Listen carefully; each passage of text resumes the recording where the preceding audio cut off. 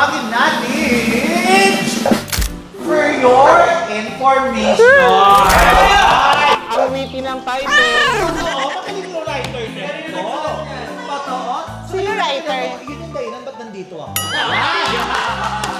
Ito mga mechanics ng for your information. May general trivia questions tungkol sa mga pets and animals na babasahin. At ang unang makakapag-buzzer, siya ang sasagot. Kapag tama, you will get 1 point. And kapag naman mali, may chance na mag-steal ang ibang players hanggang sa masagot nyo. Okay? Are we clear? Yes! Okay, may nag-delay lang. Are we clear? Yes!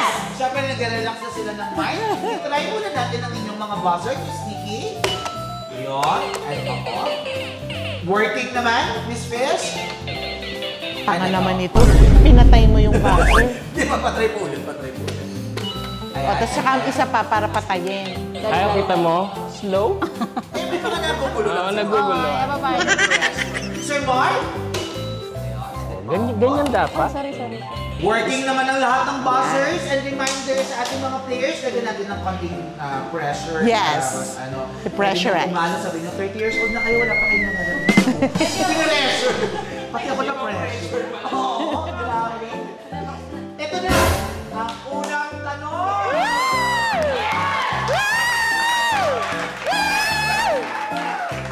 Ang unang hayop na na-clone ay isang ship na galing sa cells ng breast ng kanyang mothership. Kaninong American country legend na kumanta originally ng I Will Always Pwede na. Love You, ipinangalan ang ship na ito at kilala rin dahil sa kanyang malaking breast. Ay, nauna ako! Competitive na, Kiki! Dolly Parton! Dolly Parton ba? Parang may kaaway ako. Hoy, fact checker! Oh! Ah! Pwede mo bang masample ng I Will Always Love You? Ano ba yung I will always love?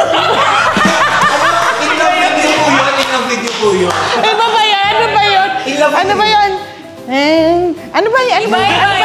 Hindi yan yun. Yung Inday? Yung Inday ba yun? Inday. Inday! Nagustuhan niyo ba ang highlights ng episode natin today? To watch the full episode, panoorin nyo ito sa aming Facebook and YouTube channel. And don't forget to download the Unleash app now.